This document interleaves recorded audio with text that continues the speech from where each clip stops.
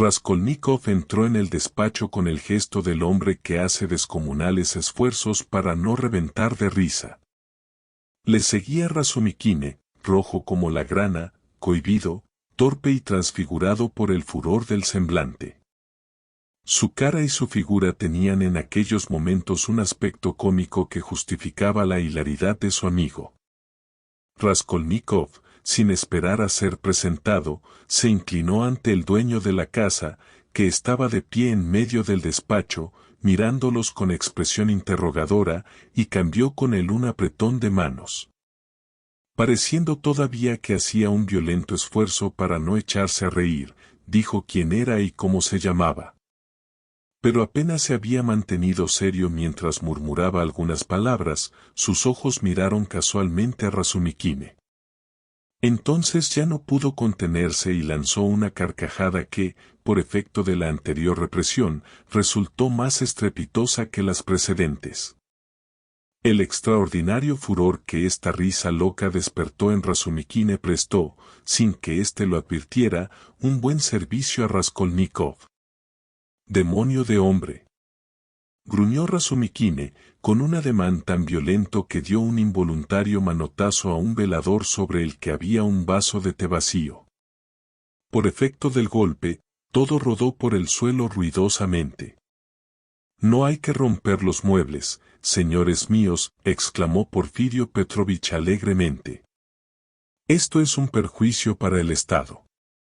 Raskolnikov seguía riendo, y de tal modo, que se olvidó de que su mano estaba en la de Porfirio Petrovich. Sin embargo, consciente de que todo tiene su medida, aprovechó un momento propicio para recobrar la seriedad lo más naturalmente posible.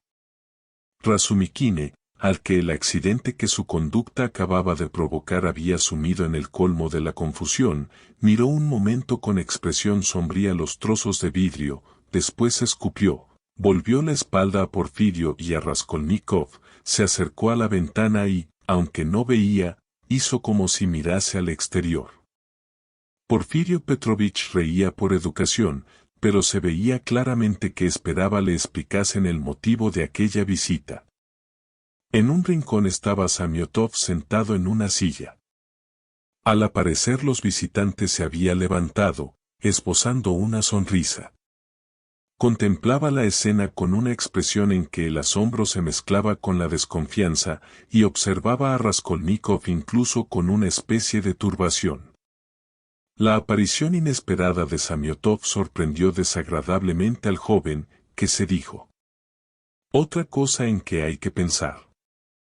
Y manifestó en voz alta, con una confusión fingida: «Le ruego que me perdone».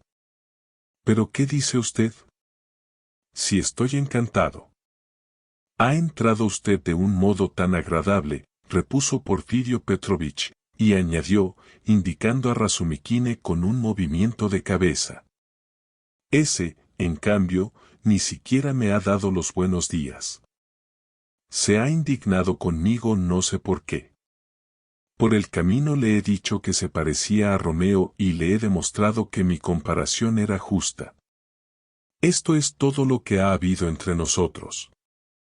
«Imbécil», exclamó Razumikine sin volver la cabeza. «Debe de tener sus motivos para tomar en serio una broma tan inofensiva», comentó Porfirio echándose a reír. «Oye, juez de instrucción», empezó a decir Razumikine. «Va. Que el diablo os lleve a todos». Y se echó a reír de buena gana, había recobrado de súbito su habitual buen humor. «Basta de tonterías», dijo, acercándose alegremente a Porfirio Petrovich. «Sois todos unos imbéciles. Bueno, vamos a lo que interesa. Te presento a mi amigo Roaran Romanovich Raskolnikov, que ha oído hablar mucho de ti y deseaba conocerte. Además, quiere hablar contigo de cierto asuntillo». «Hombre, Samiotov, ¿cómo es que estás aquí? Esto prueba que conoces a Porfirio Petrovich». «¿Desde cuándo?» «¿Qué significa todo esto?», se dijo, inquieto, Raskolnikov. Samiotov se sentía un poco violento. Nos conocimos anoche en tu casa, respondió. No cabe duda de que Dios está en todas partes. Imagínate, Porfirio, que la semana pasada me rogó insistentemente que te lo presentase, y vosotros habéis trabado conocimiento prescindiendo de mí. ¿Dónde tienes el tabaco? Porfirio Petrovich iba vestido con ropa de casa, bata, camisa blanquísima y unas zapatillas viejas. Era un hombre de 35 años, de talla superior a la media, bastante grueso e incluso con algo de vientre. Iba perfectamente afeitado y no llevaba bigote ni patillas. Su cabello, cortado al rape, coronaba una cabeza grande, esférica y de abultada nuca. Su cara era redonda, abotagada y un poco achatada, su tez, de un amarillo fuerte, enfermizo. Sin embargo, aquel rostro denunciaba un humor agudo y un tanto burlón. Habría sido una cara incluso simpática si no lo hubieran impedido sus ojos, que brillaban extrañamente, cercados por unas pestañas casi blancas y unos párpados que pestañeaban de continuo. La expresión de esta mirada contrastaba extrañamente con el resto de aquella fisonomía casi afeminada y le prestaba una seriedad que no se percibía en el primer momento. Apenas supo que Raskolnikov tenía que tratar cierto asunto con él, Porfirio Petrovich le invitó a sentarse en el sofá. Luego se sentó él en el extremo opuesto al ocupado por Raskolnikov y le miró fijamente, en espera de que le expusiera la anunciada cuestión.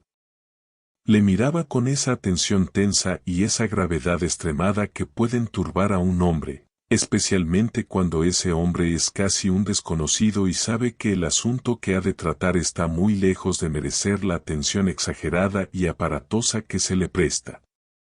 Sin embargo, Raskolnikov le puso al corriente del asunto con pocas y precisas palabras. Luego, satisfecho de sí mismo, halló la serenidad necesaria para observar atentamente a su interlocutor. Porfirio Petrovich no apartó de él los ojos en ningún momento del diálogo, y Razumikine, que se había sentado frente a ellos, seguía con vivísima atención aquel cambio de palabras. Su mirada iba del juez de instrucción a su amigo y de su amigo al juez de instrucción sin el menor disimulo. ¡Qué idiota!, exclamó mentalmente Raskolnikov. Tendrá que prestar usted declaración ante la policía, repuso Porfirio Petrovich con acento perfectamente oficial.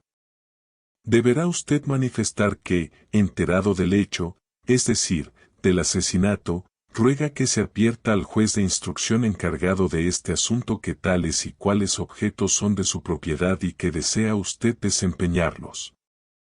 Además, ya recibirá una comunicación escrita. Pero lo que ocurre, dijo Raskolnikov, fingiéndose confundido lo mejor que pudo, es que en este momento estoy tan mal de fondos, que ni siquiera tengo el dinero necesario para rescatar esas bagatelas. Por eso me limito a declarar que esos objetos me pertenecen y que cuando tenga dinero.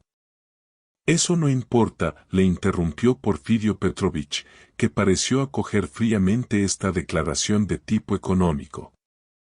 Además, usted puede exponerme por escrito lo que me acaba de decir, o sea que, enterado de esto y aquello, se declara propietario de tales objetos y ruega. ¿Puedo escribirle en papel corriente?, le interrumpió Raskolnikov, con el propósito de seguir demostrando que solo le interesaba el aspecto práctico de la cuestión. Sí, el papel no importa. Dicho esto, Porfirio Petrovich adoptó una expresión francamente burlona. Incluso guiñó un ojo como si hiciera un signo de inteligencia a Raskolnikov. ¿Acaso esto del signo fue simplemente una ilusión del joven, pues todo transcurrió en un segundo? Sin embargo, algo debía de haber en aquel gesto. Que le había guiñado un ojo era seguro. ¿Con qué intención? Eso solo el diablo lo sabía.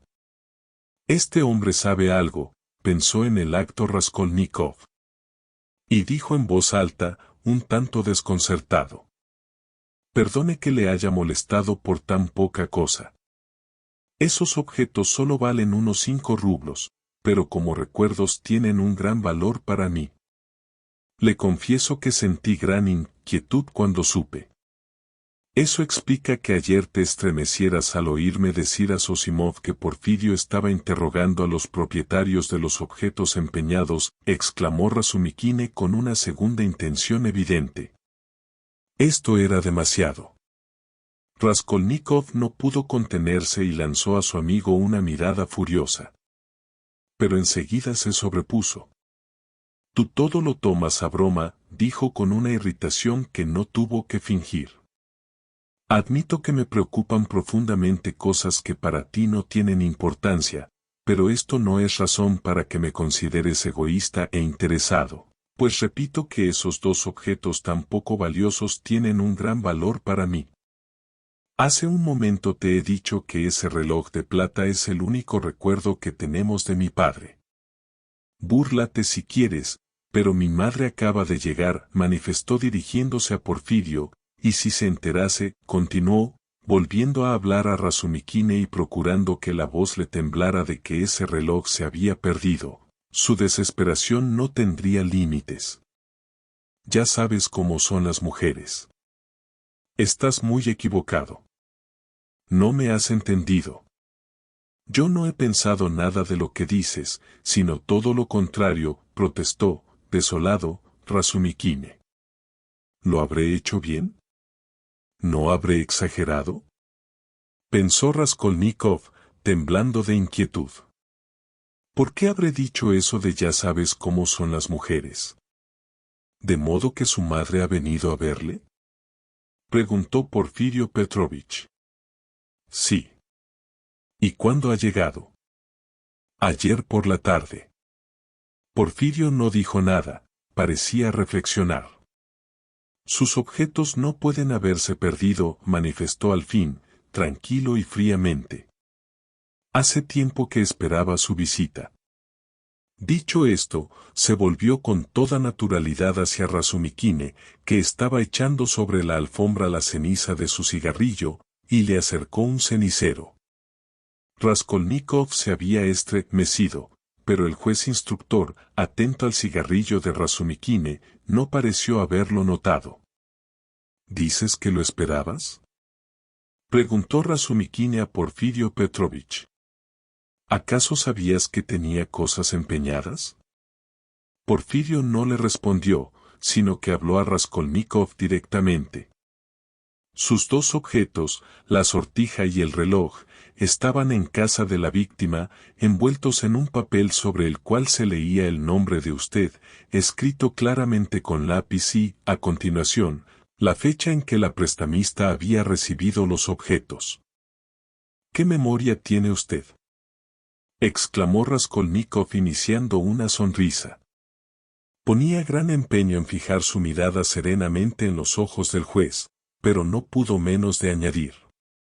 He hecho esta observación porque supongo que los propietarios de objetos empeñados son muy numerosos y lo natural sería que usted no los recordara a todos.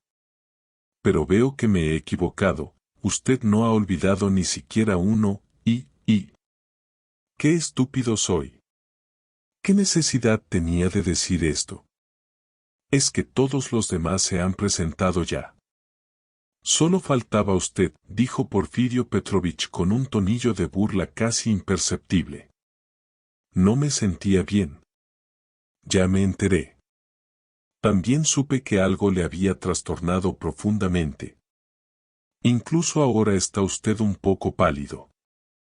Pues me encuentro admirablemente, replicó al punto Raskolnikov, en tono tajante y furioso. Sentía hervir en él una cólera que no podía reprimir. Esta indignación me va a hacer cometer alguna tontería. ¿Pero por qué se obstinan en torturarme? Dice que no se sentía bien, exclamó Razumikine, y esto es poco menos que no decir nada. Pues lo cierto es que hasta ayer el delirio apenas le ha dejado. Puedes creerme, Porfirio, apenas se tiene en pie. Pues bien, ayer aprovechó un momento, unos minutos, en que Zosimov y yo le dejamos, para vestirse, salir furtivamente y marcharse a Dios sabe dónde. Y esto en pleno delirio. ¿Has visto cosa igual? Este hombre es un caso. ¿En pleno delirio? ¡Qué locura!, exclamó Porfirio Petrovich, sacudiendo la cabeza. Eso es mentira. No crea usted ni una palabra. Pero sobre esta advertencia, porque usted no lo ha creído, ni mucho menos dejó escapar Raskolnikov, aturdido por la cólera. Pero Porfirio no dio muestras de entender estas extrañas palabras. ¿Cómo te habrías atrevido a salir si no hubieses estado delirando?, exclamó Razumikine, perdiendo la calma a su vez. ¿Por qué saliste? ¿Con qué intención? ¿Y por qué lo hiciste a escondidas? Confiesa que no podías estar en tu juicio. Ahora que ha pasado el peligro, puedo hablarte francamente. Me fastidiaron insoportablemente, dijo Raskolnikov, dirigiéndose a Porfirio con una sonrisa burlona, insolente, retadora. Huí para ir a alquilar una habitación donde no pudieran encontrarme. Y llevaba en el bolsillo una buena cantidad de dinero. El señor Samiotov lo sabe porque lo vio. Por lo tanto, señor Samiotov, le ruego que resuelva usted nuestra disputa. Diga. ¿Estaba delirando o conservaba mi sano juicio? De buena gana habría estrangulado a Samiotov, tanto le irritaron su silencio y sus miradas equívocas. Me pareció, dijo al fin Samiotov secamente, que hablaba usted como un hombre razonable, es más, como un hombre prudente, sí, prudente. Pero también parecía usted algo exasperado. Y hoy intervino Porfirio Petrovich. Nikodim Fomich me ha contado que le vio ayer, a hora muy avanzada, en casa de un funcionario que acababa de ser atropellado por un coche. Ahí tenemos otra prueba, exclamó al punto Razumikine. ¿No es cierto que te condujiste como un loco en casa de ese desgraciado? Entregaste todo el dinero a la viuda para el entierro. Bien que la socorrieras, que le dieses 15, hasta 20 rublos, con lo que te habrían quedado 5 para ti, pero no todo lo que tenías. A lo mejor, es que me he encontrado un tesoro. Esto justificaría mi generosidad. Ahí tienes al señor Samiotov, que cree que, en efecto, me lo he encontrado. Y añadió, dirigiéndose a Porfirio Petrovich, con los labios temblorosos. Perdone que le hayamos molestado durante media hora con una charla tan inútil. Está usted abrumado, ¿verdad? ¡Qué disparate! Todo lo contrario. Usted no sabe hasta qué extremo me interesa su compañía. Me encanta verle y oírle. Celebro de veras, puede usted creerme, que al fin se haya decidido a venir. Danos un poco de té, dijo Razumikine. Tengo la garganta seca. Buena idea. Tal vez a estos señores les venga el té tan bien como a ti. ¿No quieres nada sólido antes? ¡Hala! No te entretengas. Porfirio Petrovich fue a encargar el té. La mente de Raskolnikov era un hervidero de ideas. El joven estaba furioso. Lo más importante es que ni disimulan ni se andan con rodeos. ¿Por qué, sin conocerme, has hablado de mí con Nikodim Fomich, Porfirio Petrovich? Esto demuestra que no ocultan que me siguen la pista como una jauría de sabuesos. Me están escupiendo en plena cara. Y al pensar esto, temblaba de cólera. Pero llevad cuidado y no pretendáis jugar conmigo como el gato con el ratón. Esto no es noble, Porfirio Petrovich, y yo no lo puedo permitir. Si seguís así, me levantaré y os arrojaré a la cara toda la verdad. Entonces veréis hasta qué punto os desprecio. Respiraba penosamente. Pero ¿y si me equivoco y todo esto no son más que figuraciones mías? Podría ser todo un espejismo, podría haber interpretado mal las cosas a causa de mi ignorancia. ¿Es que no voy a ser capaz de mantener mi bajo papel? Tal vez no tiene ninguna intención oculta. Las cosas que dicen son perfectamente normales. Sin embargo, se percibe tras ellas algo que cualquiera podría expresarse como ellos, pero sin duda bajo sus palabras se oculta una segunda intención. ¿Por qué Porfirio no ha nombrado francamente a la vieja?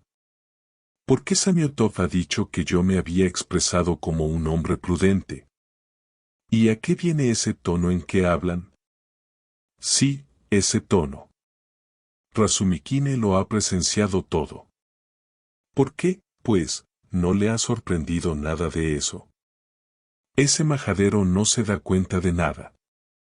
Vuelvo a sentir fiebre. ¿Me habrá guiñado el ojo Porfirio o habrá sido simplemente un tic? Sin duda, sería absurdo que me lo hubiera guiñado. ¿A santo de qué? Quieren exasperarme. Me desprecian. Son suposiciones mías. Lo saben todo. Samiotov se muestra insolente. No me equivocaré. Debe de haber reflexionado durante la noche. Yo presentía que estaría aquí. Está en esta casa como en la suya. ¿Puede ser la primera vez que viene? Además, Porfirio no le trata como a un extraño, puesto que le vuelve la espalda. Están de acuerdo, sí, están de acuerdo sobre mí. Y lo más probable es que hayan hablado de mí antes de nuestra llegada. ¿Sabrán algo de mi visita a las habitaciones de la vieja? Es preciso averiguarlo cuanto antes. Cuando he dicho que había salido para alquilar una habitación, Porfirio no ha dado muestras de enterarse. He hecho muy bien en decir esto. Puede serme útil. Dirán que es una crisis de delirio. Ja, ja, ja.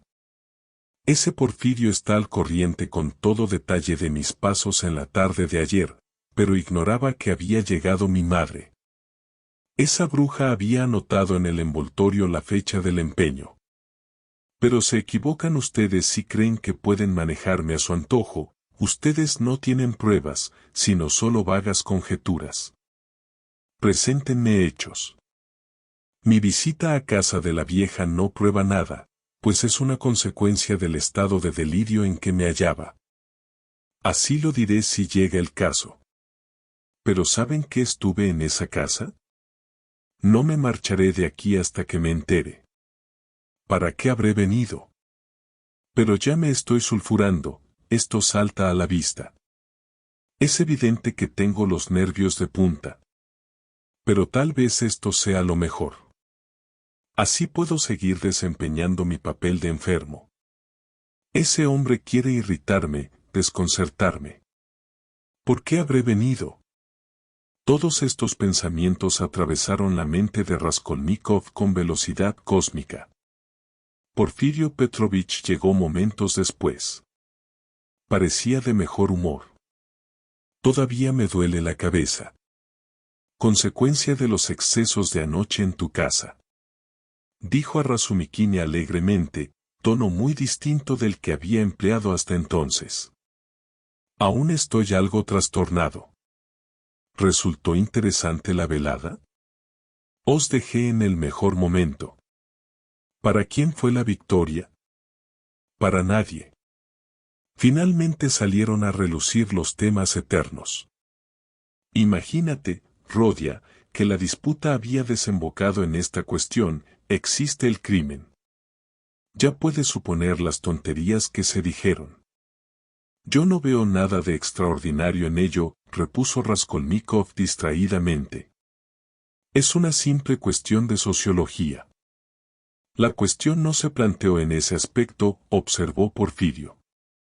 Cierto, no se planteó exactamente así. Reconoció Razumikine acalorándose, como era su costumbre. Oye, Rodia, te ruego que nos escuches y nos des tu opinión. Me interesa. Yo hacía cuanto podía mientras te esperaba. Les había hablado a todos de ti y les había prometido tu visita. Los primeros en intervenir fueron los socialistas, que expusieron su teoría. Todos la conocemos, el crimen es una protesta contra una organización social defectuosa. Esto es todo, y no admite ninguna otra razón, absolutamente ninguna. Gran error, exclamó Porfirio Petrovich, que se iba animando poco a poco y se reía al ver que Razumikine se embalaba cada vez más. No, no admiten otra causa, prosiguió Razumikine con su creciente exaltación. No me equivoco. Te mostraré sus libros.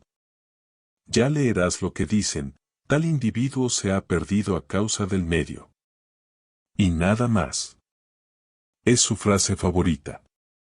O sea que si la sociedad estuviera bien organizada, no se cometerían crímenes, pues nadie sentiría el deseo de protestar y todos los hombres llegarían a ser justos. No tienen en cuenta la naturaleza, la eliminan, no existe para ellos. No ven una humanidad que se desarrolla mediante una progresión histórica y viva, para producir al fin una sociedad normal, sino que suponen un sistema social que surge de la cabeza de un matemático y que, en un abrir y cerrar de ojos, organiza la sociedad y la hace justa y perfecta antes de que se inicie ningún proceso histórico. De aquí su odio instintivo a la historia. Dicen de ella que es un amasijo de horrores y absurdos, que todo lo explica de una manera absurda. De aquí también su odio al proceso viviente de la existencia. No hay necesidad de un alma viviente, pues ésta tiene sus exigencias, no obedece ciegamente a la mecánica, es desconfiada y retrógrada. El alma que ellos quieren puede apestar, estar hecha de caucho, es un alma muerta y sin voluntad, una esclava que no se rebelará nunca. Y la consecuencia de ello es que toda la teoría consiste en una serie de ladrillos sobrepuestos, en el modo de disponer los corredores y las piezas de un falansterio. Este falansterio se puede construir, pero no la naturaleza humana, que quiere vivir, atravesar todo el proceso de la vida antes de irse al cementerio. La lógica no basta para permitir este salto por encima de la naturaleza. La lógica solo prevé 3 casos, cuando hay 1.000.000. Reducir todo esto a la única cuestión de la comodidad es la solución más fácil que puede darse al problema.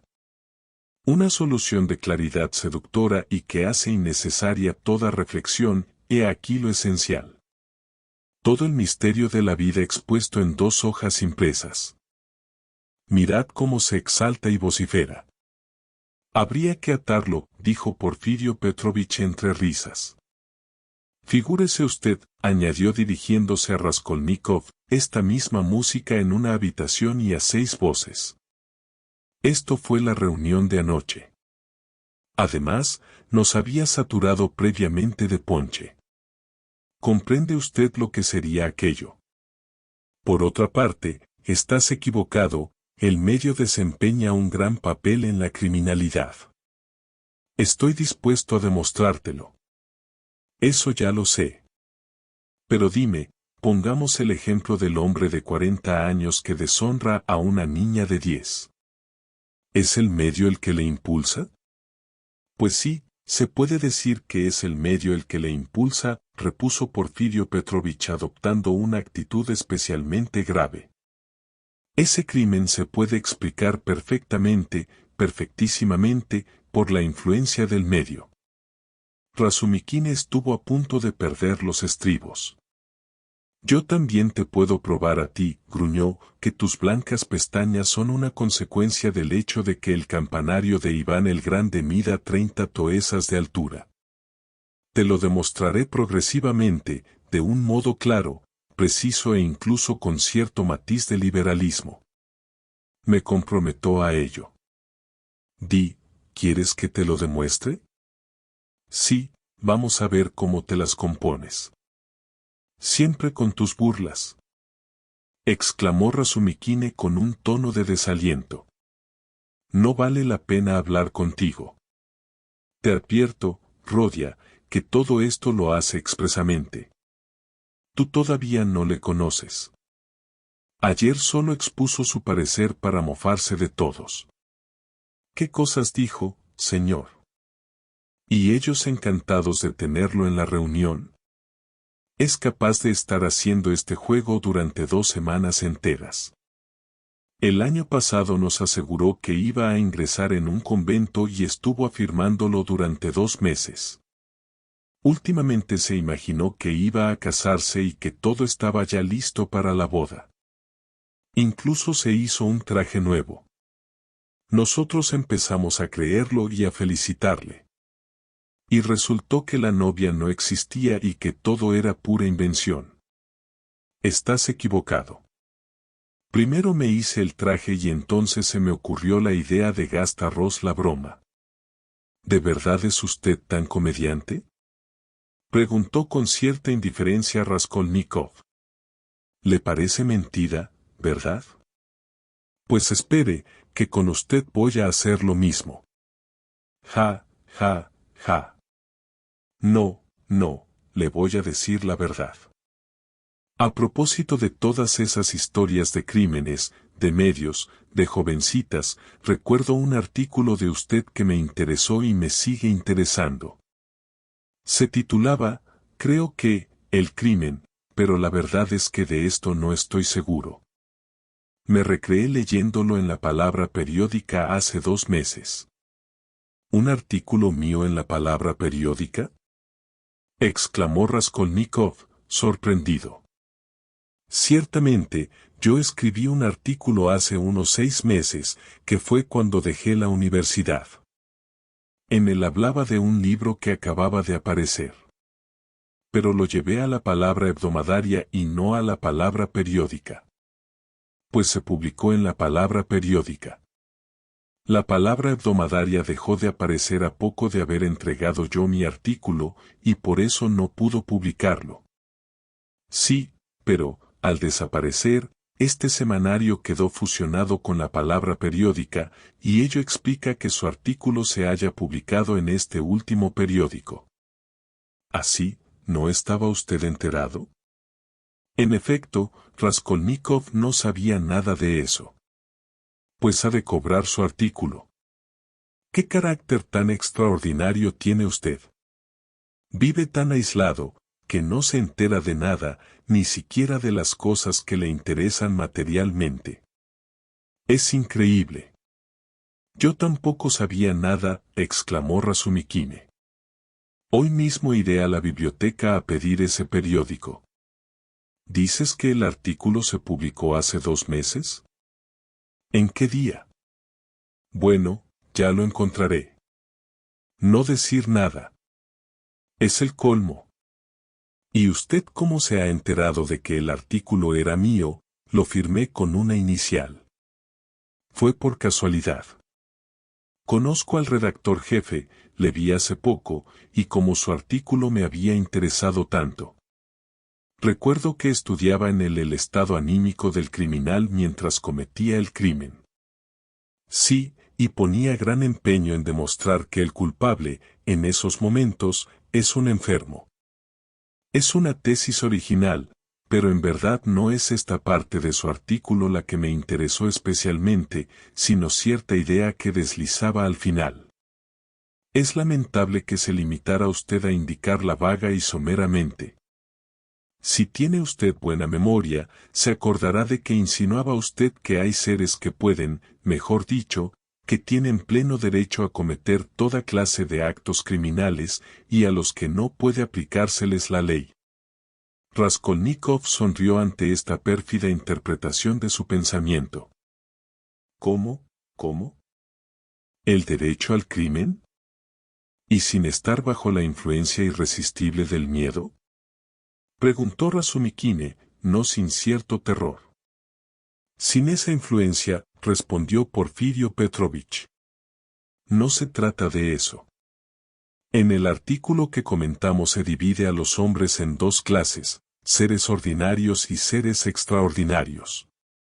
Los ordinarios han de vivir en la obediencia y no tienen derecho a faltar a las leyes, por el simple hecho de ser ordinarios.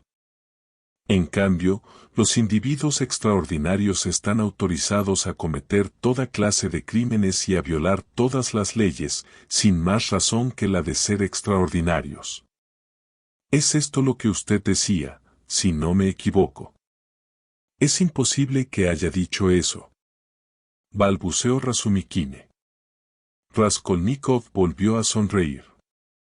Había comprendido inmediatamente la intención de Porfirio y lo que éste pretendía hacerle decir. Y, recordando perfectamente lo que había dicho en su artículo, aceptó el reto. No es eso exactamente lo que dije, comenzó en un tono natural y modesto. Confieso, sin embargo, que ha captado usted mi modo de pensar, no ya aproximadamente, sino con bastante exactitud. Y, al decir esto, parecía experimentar cierto placer. La inexactitud consiste en que yo no dije, como usted ha entendido, que los hombres extraordinarios están autorizados a cometer toda clase de actos criminales. Sin duda, un artículo que sostuviera semejante tesis no se habría podido publicar. Lo que yo insinué fue tan solo que el hombre extraordinario tiene el derecho, no el derecho legal, naturalmente, sino el derecho moral, de permitir a su conciencia franquear ciertos obstáculos en el caso de que así lo exija la realización de sus ideas, tal vez beneficiosas para toda la humanidad. Dice usted que esta parte de mi artículo adolece de falta de claridad. Se la voy a explicar lo mejor que pueda. Me parece que es esto lo que usted desea, ¿no? Bien, vamos a ello. En mi opinión, si los descubrimientos de Kepler y Newton, por una circunstancia o por otra, no hubieran podido llegar a la humanidad sino mediante el sacrificio de una, o 100, o más vidas humanas que fueran un obstáculo para ello, Newton habría tenido el derecho, e incluso el deber, de sacrificar esas vidas, a fin de facilitar la difusión de sus descubrimientos por todo el mundo. Esto no quiere decir, ni mucho menos, que Newton tuviera derecho a asesinar a quien se le antojara o a cometer toda clase de robos. En el resto de mi artículo, si la memoria no me engaña, expongo la idea de que todos los legisladores y guías de la humanidad, empezando por los más antiguos y terminando por Licurgo, Solón, Mahoma, Napoleón, etc., todos, hasta los más recientes, han sido criminales, ya que al promulgar nuevas leyes violaban las antiguas, que habían sido observadas fielmente por la sociedad y transmitidas de generación en generación, y también porque esos hombres no retrocedieron ante los derramamientos de sangre inocente y a veces heroicamente derramada para defender las antiguas leyes, por poca que fuese la utilidad que obtuvieran de ello.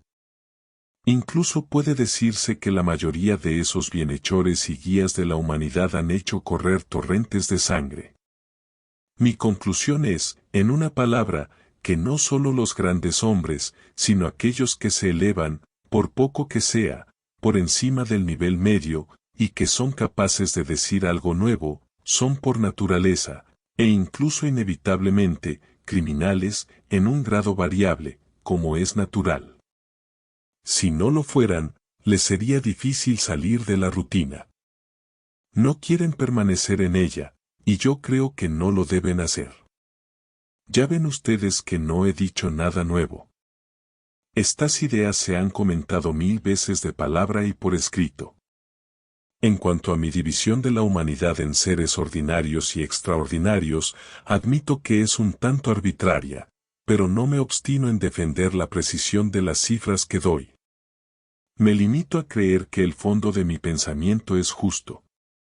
Mi opinión es que los hombres pueden dividirse, en general y de acuerdo con el orden de la misma naturaleza, en dos categorías, una inferior, la de los individuos ordinarios, es decir, el rebaño cuya única misión es reproducir seres semejantes a ellos, y otra superior, la de los verdaderos hombres, que se complacen en dejar oír en su medio palabras nuevas.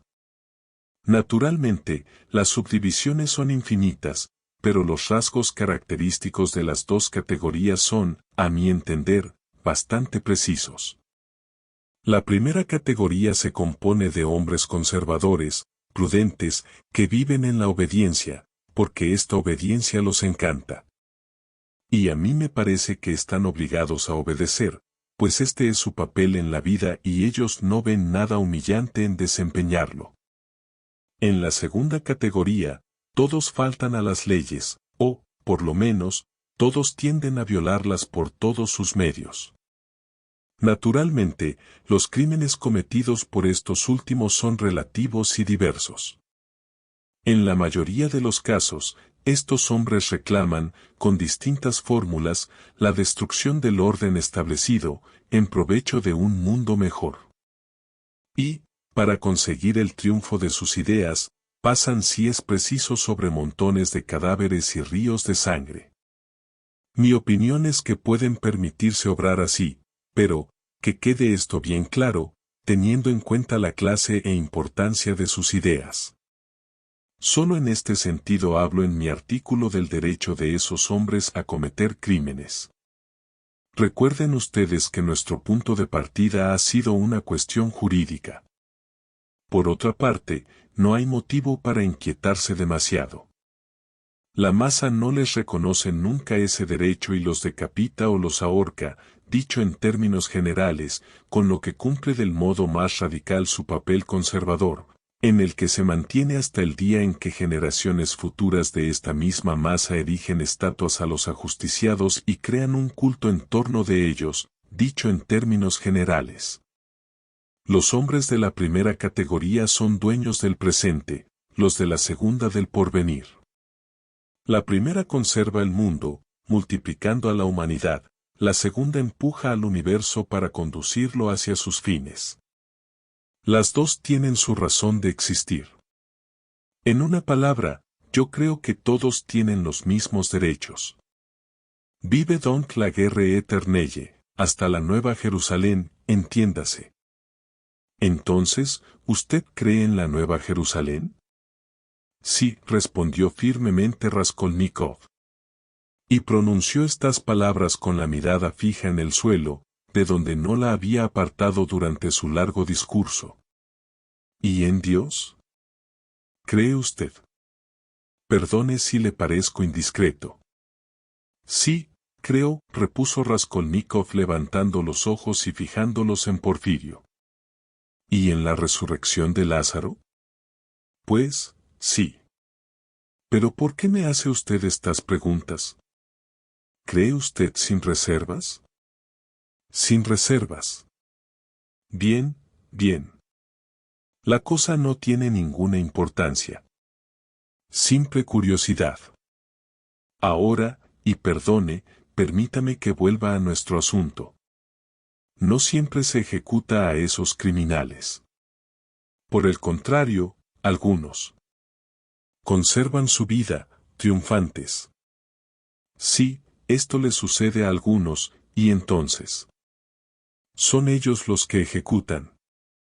Siempre que sea necesario, que es el caso más frecuente. Desde luego, su observación es muy sutil. Muchas gracias. Pero dígame, ¿cómo distinguir a esos hombres extraordinarios de los otros? ¿Presentan alguna característica especial al nacer? Mi opinión es que en este punto hay que observar la más rigurosa exactitud y alcanzar una gran precisión en la distinción de los dos tipos de hombre. Perdone mi inquietud, muy natural en un hombre práctico y bien intencionado, pero ¿no sería conveniente que esos hombres fueran vestidos de un modo especial o llevaran algún distintivo? Porque suponga usted que un individuo perteneciente a una categoría cree formar parte de la otra y se lanza a destruir todos los obstáculos que se le oponen, para decirlo con sus propias y felices palabras. Entonces, eso ocurre con frecuencia. Es una observación que supera a la anterior en agudeza. Gracias. No hay de qué. Pero piense que semejante error es sólo posible en la primera categoría, es decir, en la de los hombres ordinarios, como yo les he calificado, tal vez equivocadamente. A pesar de su tendencia innata a la obediencia, muchos de ellos, llevados de un natural alocado que se encuentra incluso entre las vacas, se consideran hombres de vanguardia, destructores llamados a exponer ideas nuevas, y lo creen con toda sinceridad. Estos hombres no distinguen a los verdaderos innovadores y suelen despreciarlos, considerándolos espíritus mezquinos y atrasados. Pero me parece que no puede haber en ello ningún serio peligro, ya que nunca van muy lejos. Por lo tanto, la inquietud de usted no está justificada. A lo sumo, merecen que se les azote de vez en cuando para castigarlos por su desvío y hacerlos volver al redil. No hay necesidad de molestar a un verdugo, pues ellos mismos se aplican la sanción que merecen, ya que son personas de alta moralidad. A veces se administran el castigo unos a otros, a veces se azotan con sus propias manos. Se imponen penitencias públicas, lo que no deja de ser hermoso y edificante. Es la regla general. En una palabra, que no tiene usted por qué inquietarse. Bien, me ha tranquilizado usted, cuando menos por esta parte. Pero hay otra cosa que me inquieta. Dígame, ¿son muchos esos individuos que tienen derecho a estrangular a los otros, es decir, esos hombres extraordinarios? Desde luego, yo estoy dispuesto a inclinarme ante ellos, pero no me negará usted que uno no puede estar tranquilo ante la idea de que tal vez sean muy numerosos. Oh. No se preocupe tampoco por eso, dijo Raskolnikov sin cambiar de tono. Son muy pocos, poquísimos, los hombres capaces de encontrar una idea nueva e incluso de decir algo nuevo.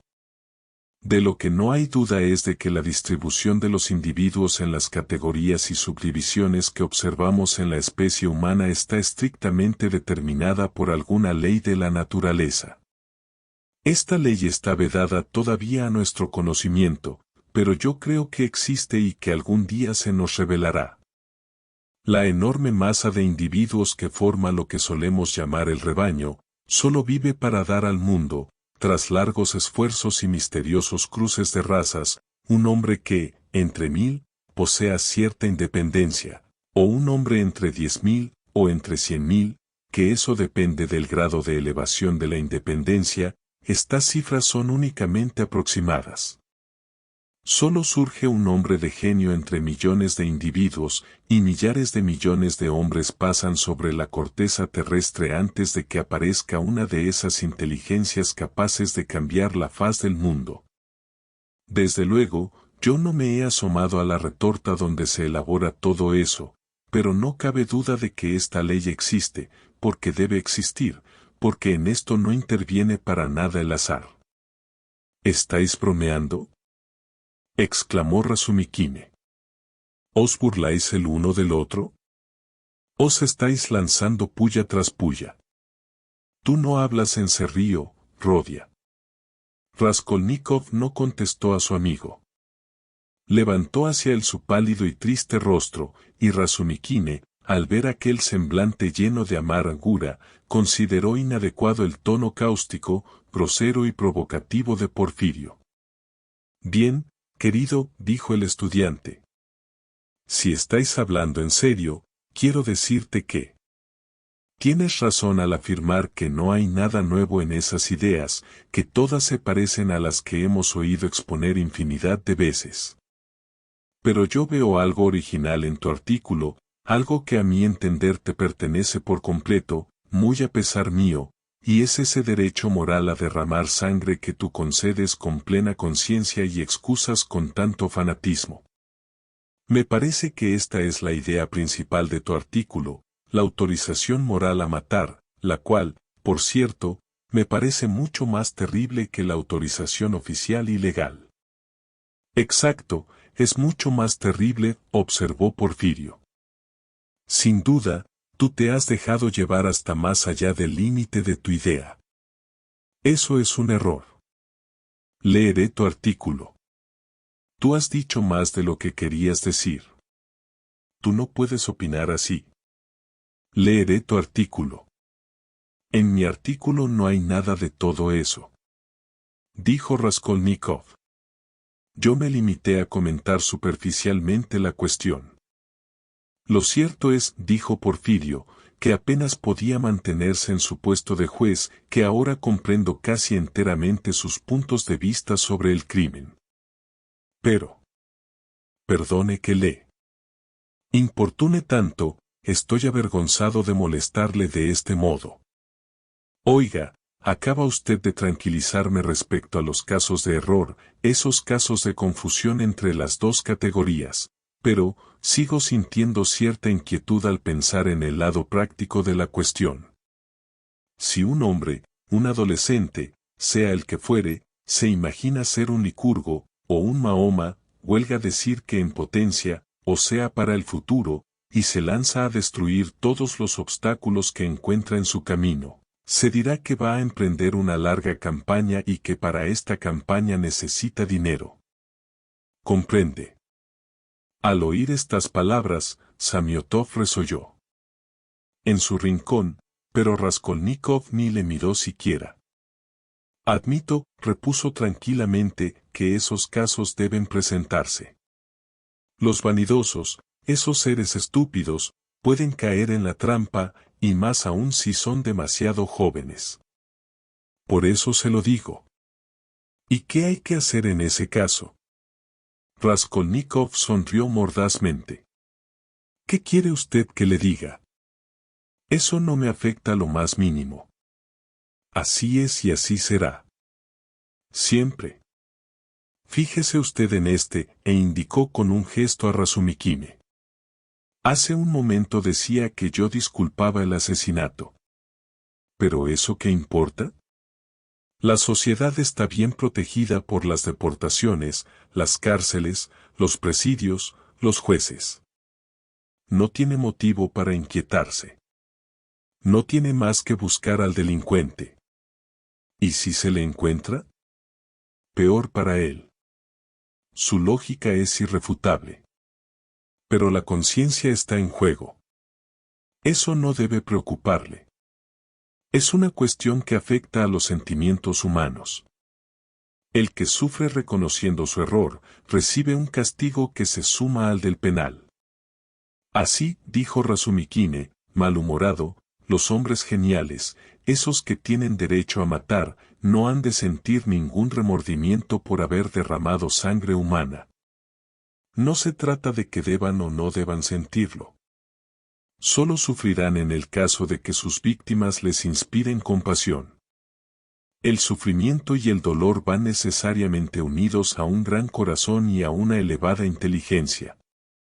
Los verdaderos grandes hombres deben de experimentar, a mi entender, una gran tristeza en este mundo, añadió con un aire pensativo que contrastaba con el tono de la conversación. Levantó los ojos y miró a los presentes con aire distraído. Después sonrió y cogió su gorra. Estaba sereno, por lo menos mucho más que cuando había llegado, y se daba cuenta de ello. Todos se levantaron. Porfirio Petrovich dijo: Enfádese conmigo, insúlteme si quiere, pero no puedo remediarlo. Tengo que hacerle otra pregunta, aunque reconozco que estoy abusando de su paciencia. Quisiera exponerle cierta idea que se me acaba de ocurrir y que temo olvidar. Bien, usted dirá, dijo Raskolnikov, de pie, pálido y serio, frente al juez de instrucción. Pues se trata. No sé cómo explicarme. Es una idea tan extraña. De tipo psicológico, sabe. Verá. Yo creo que cuando estaba usted escribiendo su artículo tenía forzosamente que considerarse, por lo menos en cierto modo, como uno de esos hombres extraordinarios destinados a decir palabras nuevas, en el sentido que usted ha dado a esta expresión. ¿No es así? Es muy posible, repuso desdeñosamente Raskolnikov. Razumikine hizo un movimiento. En ese caso, ¿sería usted capaz de decidirse, para salir de una situación económica apurada o para hacer un servicio a la humanidad, a dar el paso, en fin, a matar para robar? Y guiñó el ojo izquierdo, mientras sonreía en silencio, exactamente igual que antes. Si estuviera decidido a dar un paso así, tenga la seguridad de que no se lo diría a usted. Repuso Raskolnikov con retadora arrogancia. Mi pregunta ha obedecido a una curiosidad puramente literaria. La he hecho con el único fin de comprender mejor el fondo de su artículo. ¡Qué celada tan buena!, pensó Raskolnikov, asqueado. La malicia está cosida con hilo blanco. Permítame aclararle, dijo secamente, que yo no me he creído jamás un Mahoma ni un Napoleón, ni ningún otro personaje de este género, y que, en consecuencia, no puedo decirle lo que haría en el caso contrario. Pues es raro, porque ¿quién no se cree hoy en Rusia un Mahoma o un Napoleón?, exclamó Porfirio, empleando de súbito un tono exageradamente familiar. Incluso el acento que había empleado para pronunciar estas palabras era singularmente explícito. De súbito, Samiotov preguntó desde su rincón. ¿No sería un futuro Napoleón el que mató a hachazos la semana pasada a Elena Ivanovna? Raskolnikov seguía mirando a Porfirio Petrovich con firme fijeza. No dijo nada. Razumikine había fruncido las cejas. Desde hacía un momento sospechaba algo que le hizo mirar furiosamente a un lado y a otro. Hubo un minuto de penoso silencio. Raskolnikov se dispuso a marcharse. ¿Ya se va usted?, exclamó Porfirio Petrovich con extrema amabilidad y tendiendo la mano al joven. Estoy encantado de haberle conocido. En cuanto a su petición, puede estar tranquilo. Haga usted el requerimiento por escrito tal como le he indicado. Sin embargo, sería preferible que viniera a verme a la comisaría un día de estos, mañana, por ejemplo. A las 11 estaré allí. Lo arreglaremos todo y hablaremos. Como usted fue uno de los últimos que visitó aquella casa, añadió en tono amistoso, tal vez pueda aclararnos algo. Lo que usted pretende es interrogarme en toda regla, ¿no es así?, preguntó rudamente Raskolnikov. Nada de eso. ¿Por qué? Por el momento, no hace falta. No me ha comprendido usted. Lo que ocurre es que yo aprovecho todas las ocasiones y he hablado ya con todos los que tenían allí algún objeto empeñado. Me han dado una serie de informes, y usted, siendo el último. Ah. Ahora que me acuerdo, exclamó alegremente, dirigiéndose a Razumikine. He estado a punto de olvidarme otra vez. El otro día no paraste de hablarme de Nikolachka. Pues bien, estoy convencido, completamente convencido de que ese joven es inocente, se dirigía de nuevo a Raskolnikov. ¿Pero qué puedo hacer yo? También he tenido que molestar a Mitri. En fin, he aquí lo que quería preguntarle. Cuando usted subía la escalera, por cierto que creo que fue entre 7 y 8 de la tarde, ¿no? Sí, entre 7 y 8, repuso Raskolnikov, que inmediatamente se arrepintió de haber dado esta contestación innecesaria. Bien, pues cuando subía usted la escalera entre 7 y 8, ¿no vio usted en el segundo piso, en un departamento cuya puerta estaba abierta, recuerda usted, no vio usted, repito, 2 pintores, o por lo menos uno, trabajando? ¿Los vio usted? Esto es sumamente importante para ellos. ¿2 pintores? Pues no, no los vi, repuso Raskolnikov, fingiendo escudriñar en su memoria, mientras ponía todo su empeño en descubrir la trampa que se ocultaba en aquellas palabras. No, no los vi. Y tampoco advertí que hubiese ninguna puerta abierta. Lo que recuerdo es que en el cuarto piso, continuó en tono triunfante, pues estaba seguro de haber sorteado el peligro, había un funcionario que estaba de mudanza, precisamente el de la puerta que está frente a la de Elena Ivanovna. Sí, lo recuerdo perfectamente. Por cierto que unos soldados que transportaban un sofá me arrojaron contra la pared.